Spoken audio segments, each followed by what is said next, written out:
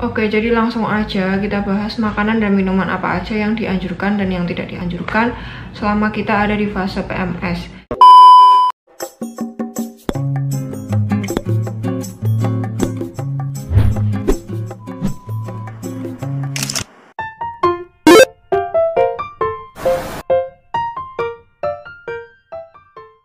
Assalamualaikum warahmatullahi wabarakatuh. Welcome back to my YouTube channel. Welcome back to Nutrition Talk. Yeay. Jadi di video kali ini aku mau membahas tentang diet lagi, tapi kali ini diet untuk mengurangi gejala pramenstruasi sindrom atau yang biasa kita sebut PMS. Nah, video kali ini cocok banget buat kalian para cewek-cewek buat tahu gimana cara mengurangi gejala, mengurangi mood swing kalian pas PMS. Tapi bisa juga buat cowok-cowok, kalau mau dengerin boleh banget, karena kalian jadi tahu gimana cara itu tadi mengurangi gejala PMS yang dialami sama temen cewek kalian, sama pasangan kalian mungkin. So stay tune. Jadi yang pertama aku mau ngingetin lagi apa itu arti kata diet, karena masih banyak beberapa orang yang salah arti kata diet itu sendiri. Jadi masih banyak yang mengartikan kalau diet itu upaya untuk menurunkan berat badan. Iya bener sih sebenarnya, cuma nggak cuma buat nurunin berat badan, tapi diet itu pengaturan pola makanan dan minuman yang diperbolehkan dan tidak diperbolehkan untuk terapi penyakit tertentu. Misalnya kayak yang kemarin kita bahas, ada diet hipotensi, diet hipertensi, diet jantung, diet DM atau diet diabetes mellitus, dan juga bisa buat nambahin berat badan. Jadi nggak cuma upaya untuk menurunkan berat badan. Terus langsung aja ke topik yang bakal kita bahas, yaitu diet pramenstruasi sindrom atau diet PMS. Jadi PMS itu sendiri adalah gejala yang umumnya dialami oleh cewek-cewek kalau mau menstruasi.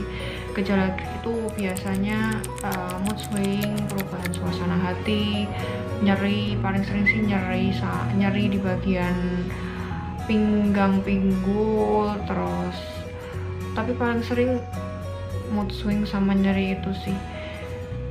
Penyebab dari PMS sendiri itu sebenarnya masih belum diketahui. Jadi gejala PMS itu sendiri nggak bisa kita ilangin, cuma setidaknya kita bisa ngurangin gejala dari PMS dengan mengatur pola makan dan minuman kita selama fase PMS, dan juga mengoptimalkan aktivitas fisik selama fase PMS itu sendiri. Oke, jadi langsung aja kita bahas makanan dan minuman apa aja yang dianjurkan dan yang tidak dianjurkan selama kita ada di fase PMS. Yang pertama, dianjurkan untuk mengkonsumsi makanan atau minuman dengan tinggi kalsium, misalnya susu rendah lemak, yogurt, almond, kangkung, kacang-kacangan. Nah, kenapa kalsium? Karena menurut penelitian, kalsium ini bisa ngurangin gejala kram dan nyeri pas kita PMS. Nah, yang kedua, karena perlu meningkatkan kalsium, jadi ada beberapa minuman yang nggak dianjurkan buat kita konsumsi selama kita lagi PMS. Apa aja? Nah, minuman itu yang pertama ada teh dan kopi. Kenapa teh dan kopi? Karena teh dan kopi itu mengandung kafein. Kafein ini dapat menghambat penyerapan dari kalsium di dalam tubuh. Jadi kayak sia-sia gitu loh kalsium yang udah kita tabung dari makanan bersumber kalsium, biar kita nggak nyeri, biar kita nggak kram pas PMS, tapi malah kebuang sia-sia karena kita juga mengkonsumsi kopi atau teh dalam waktu yang bersamaan pas kita mengkonsumsi makanan tinggi kalsium. Terus yang ketiga, minuman yang nggak dianjurkan pas PMS itu ada minuman bersoda. Kenapa? Karena minuman bersoda ini memicu pengeluaran kalsium dari tulang ke dalam darah. Jadi sama aja sia-sianya, kita udah nabung kalsium di dalam tulang, nabung kalsium dari makan makanan atau minuman yang tinggi kalsium, tapi akhirnya kebuang sia-sia juga karena kita karena kita minum minuman bersoda. Yang keempat ini menarik sih. Jadi jangan lupa sarapan dan makan yang teratur, maksudnya jangan nunda-nunda makan. kayak sarapan terus makan siang enggak, baru makan malam. Jangan sampai kamu ngerasa lapar, apalagi sampai lapar banget. Kenapa? Karena dari lapar itu ternyata bisa memicu gejala mudah tersinggung dan mudah marah pas kita PMS. Jadi kayak udah gejala yang biasa banget gak sih, dan keluhan yang sangat biasa kalau cewek-cewek pas PMS tuh gampang marah, gampang emosi, gampang tersinggung, disenggol sedikit marah, disenggol dikit tersinggung, pokoknya sensian banget. Dan itu ternyata karena kita lapar, guys.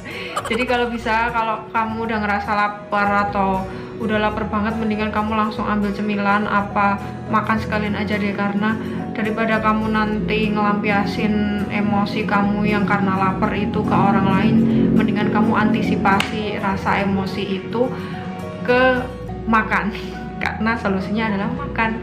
Jadi kenapa bisa dari telat makan terus kita jadi marah-marah? Ternyata itu karena penurunan kadar gula darah dalam darah kita. Yang kelima, dianjurkan untuk meningkatkan makanan dan minuman yang bersumber dari kedelai kayak tempe, tahu, susu kedelai. Nah, kenapa kedelai? Karena kedelai itu mengandung senyawa isoflavon yang dapat menurunkan gejala PMS. Nah, pernyataan ini sejalan sama beberapa penelitian yang meneliti tentang hubungan antara konsumsi kedelai dengan gejala PMS pada remaja putri.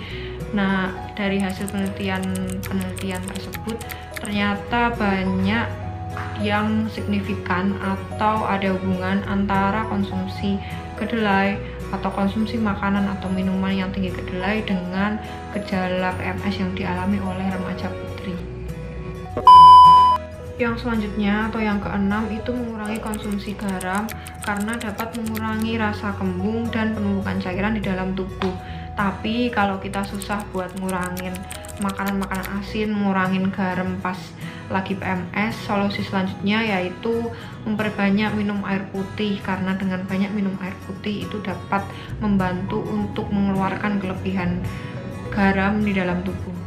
Nah, yang selanjutnya, yang terakhir, itu meningkatkan konsumsi makanan yang mengandung vitamin B, khususnya vitamin B1, B2, dan B6.